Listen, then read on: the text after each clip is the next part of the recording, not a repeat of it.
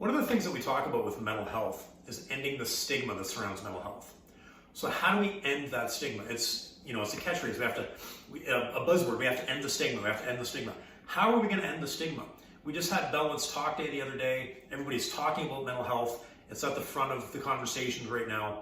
What can we do? What are the actual steps that we can do? So one of the things that we can do to actually end the stigma is think about the words that we use. Words matter. So we want to learn how to talk about mental health in ways that will have the power to save lives. The words that we choose to use can help us save lives. For example, instead of saying I'm struggling with my mental health, we would say something along the lines of, I'm living with mental health.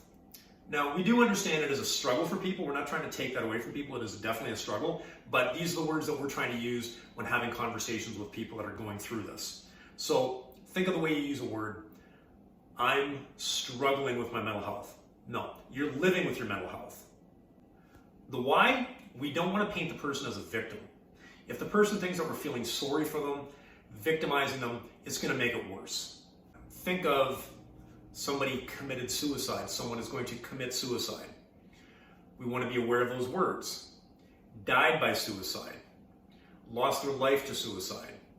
The reason that we do that is because when we say commit, it implies that it is a sin or a crime, reinforcing the stigma that goes along with it.